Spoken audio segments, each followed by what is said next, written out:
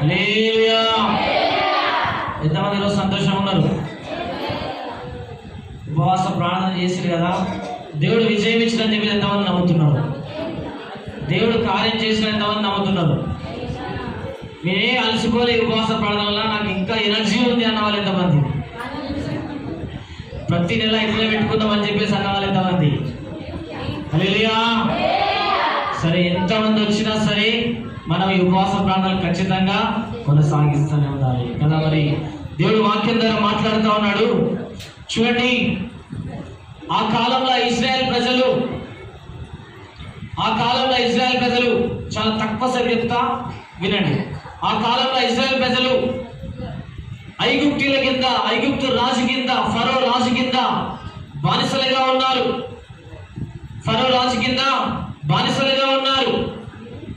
బానిసలుగా ఉంటున్నటువంటి సమయంలో మోషే వచ్చి వాళ్ళని ఏం చేసిందో తెలుసా?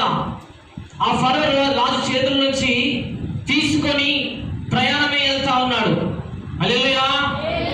ప్రయాణమే వెళ్తా ఉన్నాడు. వెళ్తున్నటువంటి సమయంలో వాళ్ళకు ఎదురుగా ఒక పెద్ద సముద్రం కనిపించిందండి. హల్లెలూయా. ఏం కనిపించింది? ఎర్ర సముద్రం కనిపించింది. చాలా పెద్ద సముద్రం కనిపించింది. ఆ చాలా పెద్ద సముద్రం కనిపించేసరికి కదా ఇజ్రాయెల్ ప్రజల్ని దేవుడు ఏం చేసిందో కాపాడదామని చెప్పేసి, ఆ సముద్రం నుంచి బయట పడేద్దామని చెప్పేసి దేవుడు ఏం చేశాడంటే ఆ సముద్రాన్ని దేవుడు 2 పాయలుగా చేసేసాడండి. హల్లెలూయా. 2 పాయలు చేసిన వెంటనే ఆ ఇజ్రాయెల్ ప్రజలందరూ కూడా ఏం చేసింది తెలుసా? 6 లక్షల మంది జనాంగం ఉంది అక్కడ. ఆ 6 లక్షల మంది జనాంగం అంతా కదా ఆ సముద్రం 2 పాయలు అయ్యేసరికి ఆ సముద్రం మధ్య నుంచి బయలుదేరుతా ఉన్నారు. బయలుదేరి వాళ్ళు ఒడ్డుకు చేరుకుంటున్నటువంటి క్రమంలో వెనకాల ఎవరు పరిగెడుతూ వస్తా ఉన్నారు? వెనకాల ఎవరు తరుముకుంటూ వస్తా ఉన్నారంటే కదా ఐగుప్తులో ఉన్నటువంటి కదా ఫరో సైన్యం ఏం చేస్తా ఉంది? ఇజ్రాయెల్ ప్రజలను తరుముతూ వస్తా ఉందండి. తరుముతూ వస్తున్నటువంటి క్రమంలో ఏమైందో తెలుసా? వీళ్ళు కూడా ఆ సముద్రంలో వెళ్ళి ప్రయాణం చేద్దామని చెప్పి నిర్ణయించుకున్నారు. ప్రయాణమై వెళ్తున్న మధ్యలో ఏమైపోయింది తెలుసా? ఆ సముద్రం అంతా కూడా ఫరో సైన్యాన్ని ఏం చేసింది? కమ్మేసింది. హల్లెలూయా. వాళ్ళకున్నటువంటి రథ చక్రాలన్నీ కూడా కూలిపోయినాయి. వాళ్ళందరూ కూడా ఏమైపోయారు తెలుసా? సముద్రంలో మునిగిపోతా ఉన్నారు. ఇజ్రాయెల్ ప్రజలేమో మునిగిపోకుండా దేవుడు కాపాడిండు. ఇజ్రాయెల్ ప్రజల్ని సముద్రంలో మునిగిపోకుండా దేవుడు కాపాడిండు. వాళ్ళ శత్రువులో ఉన్నటువంటి ఫరో సైన్యాన్ని దేవుడు ఏం చేసింది తెలుసా? కదా ఆ సముద్రంలో ముంచేటట్టు చేసిండండి. హల్లెలూయా. ఆ ముంచుతున్నప్పుడు రథ చక్రాలు కూలిపోతున్నప్పుడు, రథానికి ఉన్నటువంటి ఆ టైర్లన్నీ కూడా రాలిపోతున్నప్పుడు అక్కడ ఐగుప్తు ప్రజలు ఆ ఫరో సైన్యం ఏమని చెప్తారో తెలుసా? కదా ఫరో సైన్యం ఏం చెప్తుందో తెలుసా? కదా దేవుడు వారి పక్షాన యుద్ధం చేస్తున్నాడు అని చెప్పేసి అంటా ఉన్నాడు. హల్లెలూయా. ఇక మనం పారిపోదప్పా అని చెప్పేసి అంటా ఉన్నారు. హల్లెలూయా. కదా దేవుడు ఈ రోజు వాక్యం ద్వారా మాట్లాడుతున్నాడు. ఈ రోజు మనం చేసిన ప్రార్థన ద్వారా కదా దేవుడు మన కార్యం చేస్తా ఉన్నాడండి. హల్లెలూయా. అపవాది గారి రోజు మన ప్రార్థన విని అపవాది గారు ఒకటే మాట అంటాడు. ఏంటో తెలుసా? వీళ్ళ పక్షాన దేవుడు యుద్ధం చేస్తా ఉన్నాడు అని చెప్పేసి అంటా ఉన్నాడు. వీళ్ళ పక్షాన దేవుడు ఉన్నాడు అని చెప్పేసి అంటా ఉన్నాడు. అపవాది గారు మనం చూసి, మన ప్రార్థన చూసి ఆ ఫరో సైన్యం పలికినట్టుగా ఏం చెప్తాడు తెలుసా?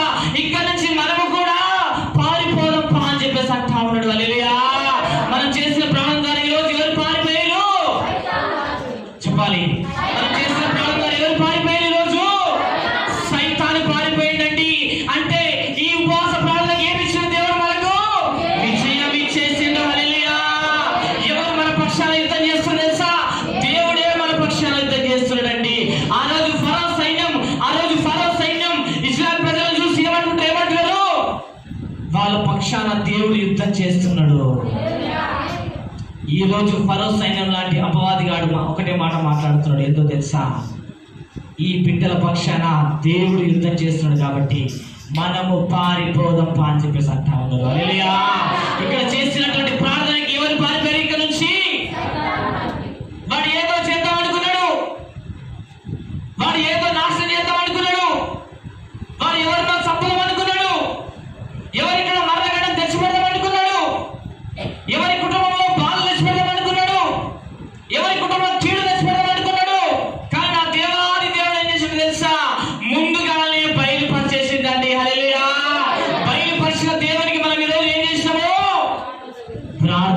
చేశామండి. ఏం ప్రార్థన చేసాం తెలుసా?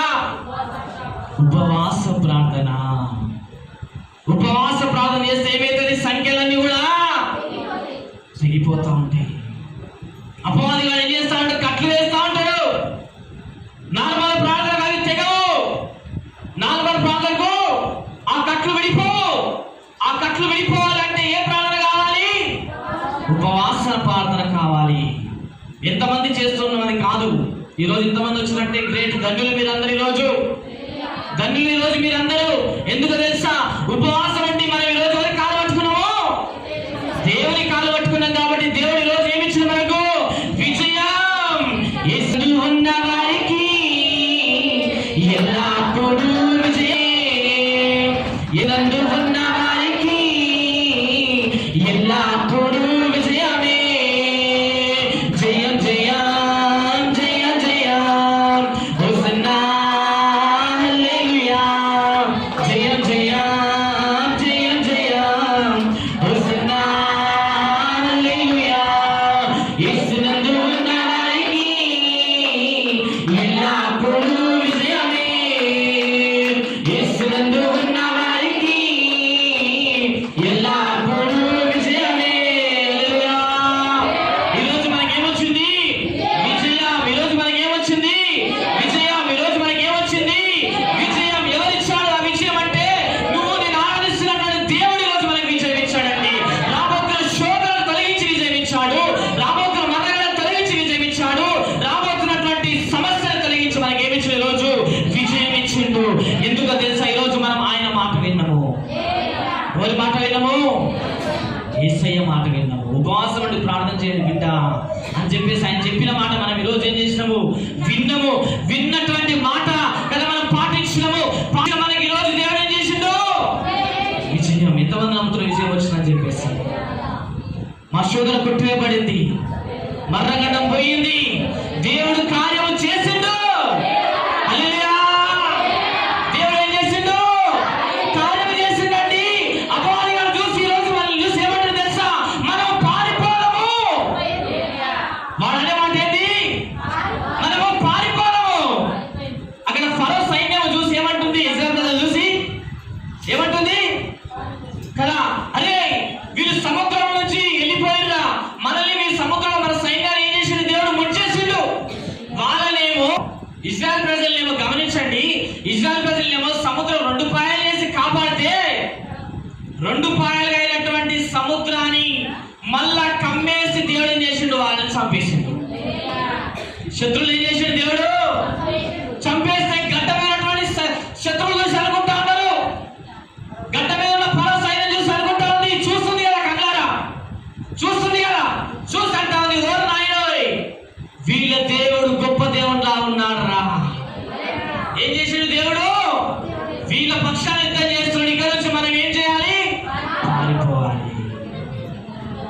పర పర పర సతాను పారిపోతాడు. సతాను పర పర పర సతాను పారిపోతాడు. సతాను పర పర పర సతాను పారిపోతాడు. సతాను పర పర పర సతాను పారిపోతాడు. సతాను నా చిన్ని నోటితో ప్రార్థన చేస్తే, నా చిన్ని నోటితో ప్రార్థన చేస్తే పర పర పర సతాను పారిపోతాడు. సతాను పర పర పర సతాను పారిపోతాడు. సతాను. హల్లెలూయా.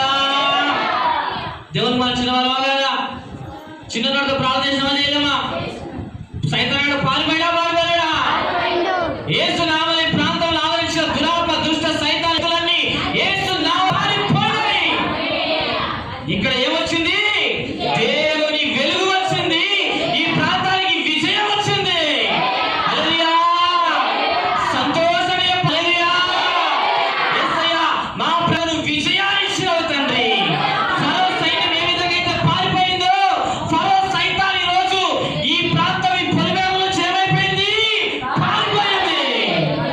పారిపోయి ఏం చేసాం మనం ఈరోజు? దాన్ని తరిమి కొట్టిన వేసినాము. ఎలా కొట్టినాము? కట్టెలు తీసుకొని కొట్టినామా? ఏం ప్రార్థన? ఏది ప్రార్థన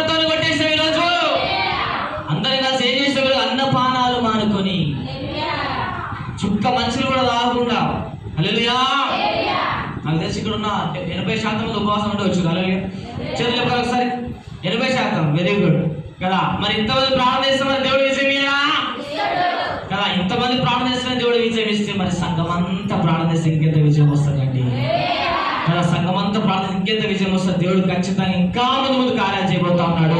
కాబట్టి